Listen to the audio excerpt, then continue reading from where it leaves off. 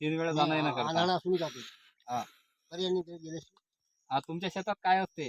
पराठी आहे यावर्षी आणि सोयाबीन पेरत असतो आम्ही. त्यामुळे तुमचं सतत जाणं येणं चालू असते. नेहमी. हा, रस्त्याची परिस्थिती अशीच आहे का? हो, मी जन्मापासूनची आहे अशी, तर आजचं काय आहे? अच्छा. मग तुमची मागणी काय मग? रस्ता दुसरा झाला पाहिजे, हा रस्ता मिळून दिला पाहिजे आम्हाला शासनाने. दुसरं कोणी दिला पाहिजे रस्ता.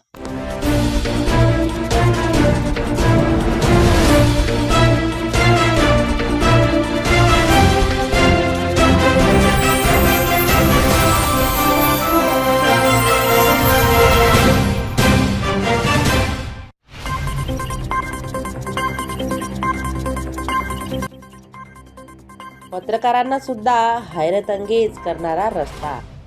शेतकऱ्यांची पीडा जाणून घेतली पत्रकार लोकांनी. बेलमंडल रस्ता गेला खड्ड्यात, शेतकरी हैराण. गावातील राजकीय अनस्थिपायी रस्ता होईना, शेतकरी करतात चिखलातूनच ये जा. रस्ता गेला जमिनीपासून 3 फूट खोल खड्ड्यात. नमस्कार, मी भाग्यश्री. महाराष्ट्र न्यूज 24 लाईव्ह मध्ये आपले स्वागत करते. कारंजला देश स्वातंत्र्याचा अमृत महोत्सव साजरा करत असताना शेतकरी आपल्या रस्त्यासाठी संघर्ष करीत असल्याचे चित्र तालुक्यातील बेलमंडळ गावात पाहावयास मिळते. स्वातंत्र्यापूर्वीपासून असलेला रस्ता आजही चिखलमातीचं पाय पसरणारा असल्याने तेथील शेतकऱ्यांना आपला उदरनिर्वाह करण्यासाठी असलेली शेती पडीत ठेवायची वेळ आल्याने देशातील चित्र शेतकऱ्याला देशोधडीला लावणारे असल्याचे सिद्ध होत आहे. बेलमंडळ येथे गावापासून मोरड असलेला रस्ता हा देशाच्या नकाशावर आहे, मात्र तो गावातील प्रस्थापित शेतकरी आणि राजकीय लोकांनी गिळंकृत केल्याचे चित्र आहे. 35 फूट असलेला रस्ता 4 फूट राहिला असून तो बैलगाडी वाहतूक ये जा केल्याने 3 फूट खोल गेल्याचे चित्र आहे.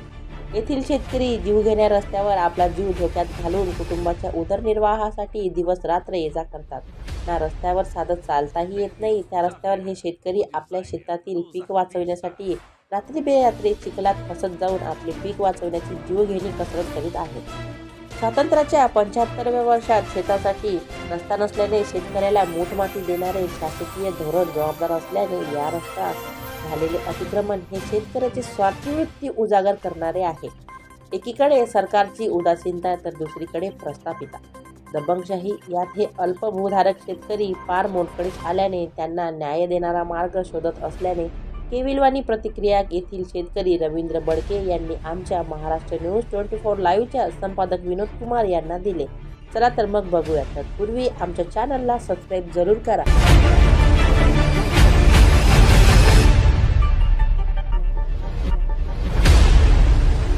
Denis Xavier, o designer dos artistas. तालुक्यातले आणि हा पांदन रस्ता आहे. हा पांदन रस्त्याबद्दल ही शेतकऱ्याची जी हालत आहे आपण बघितलेली आहे. त्या शेतकऱ्याच्या समस्याचं निवारण होईल की नाही हे आम्हाला माहिती नाही, परंतु आपण इथं जे यांची समस्या आहे, यांची तकलीफ आहे हे जाणून घेण्याकरिता आपण आहोत बेलमंडळमध्ये. आपल्यासोबत काही सदस्य जुळलेले आहेत, आपण त्यांना विचारूया. तुमचं नाव सांगा. माझं नाव रवींद्र इंद्रभान बडगे. तुम्ही या गावातील रहिवासी? हो हो.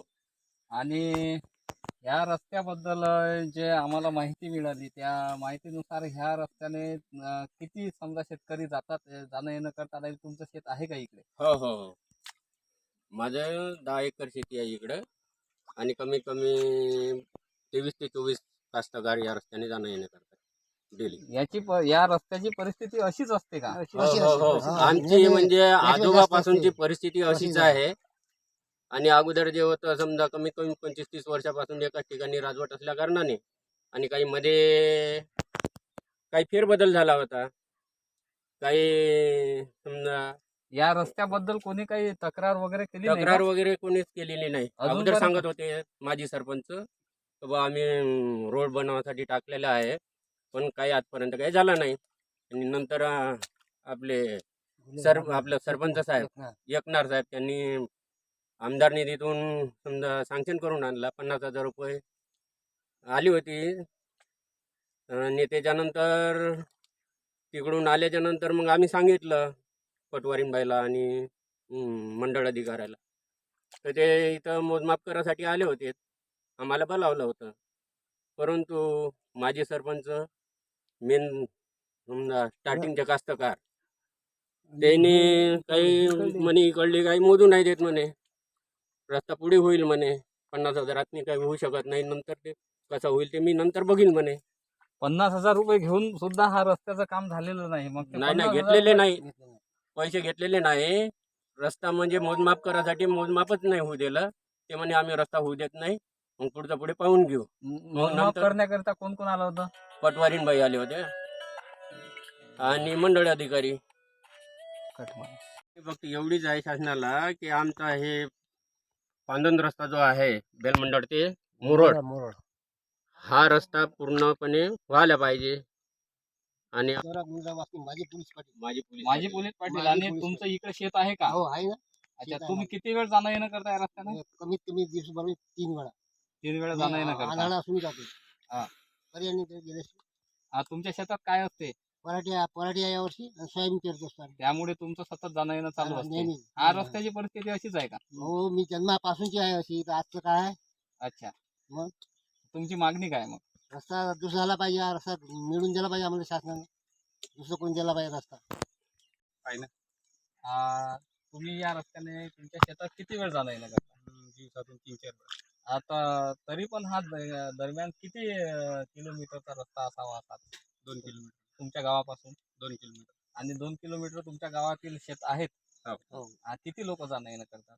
पुष्कळ लोक आहेत त्याचे जाणं येणं करणार. शाळेचे विद्यार्थी वगैरे जातात का या म्हणजे नाही, शेती नाही, ज्यांची नाही. शेती. कोणी विद्यार्थी शेतीसाठी नाही. नेत नाही, शेतकरी वर्ग जाते. सगळे. ठीक आहे. तुमची मागणी काय?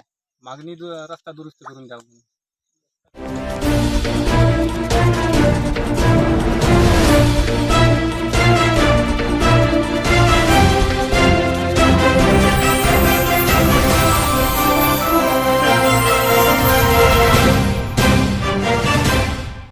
मित्रांनो, आपण बघितलेच आहे की या रस्त्याने धड उभंही राहता येत नाही, तर या लोकांनी जाणे येणे कसे करावे? यांच्या जीवाशी खेळणारे सरकार यांना न्याय मिळवून देईल का? यांना न्याय मिळेल का? या शेतकऱ्यांची एवढीच मागणी आहे की रस्ता हा पूर्ववत करून देणे. बेलमंडळ ते मोरड हा शासकीय दरबारी नकाशावर असलेला रस्ता असल्याने याची रुंदी अंदाजे 35 फूट होती. मात्र तो रस्ता लागून असलेल्या शेतकऱ्यांनी रस्त्यावर केलेल्या अतिक्रमणाने 4 फूटच राहिले असून 30 फूट रस्ता प्रस्थापित दबंग शेतकऱ्यांनी गिळंकृत केला. त्यामुळे उरलेला 4 फूट रस्ता हा 3 फूट खोल झाल्याने आम्ही जमिनीच्या आतून प्रवेश केल्यासारखा भासत असल्याने रात्री बेरात्री या रस्त्यावर चालणे अतिशय धोक्याचे आहे. जवळपास 2 किलोमीटर अंतरावर असलेला हा रस्ता तालुक्यातील राजकारणात वरदस्त आलेल्या गावातील लोकांनी या रस्त्यावर अतिक्रमण केले आहे. त्यामुळे आम्ही अनेकदा प्रयत्न करूनही रस्ता मोकळा झाला नाही. आता रस्ता मोकळा करावा, अन्यथा आम्ही या रस्त्यासाठी आमचे लेकरं घेऊन आमरण उपोषण करू. रवींद्र बडके, एक गावातील हताश शेतकरी. महाराष्ट्र न्यूज 24 लाईव्ह करता संपादक विनोद कुमार. नमस्कार.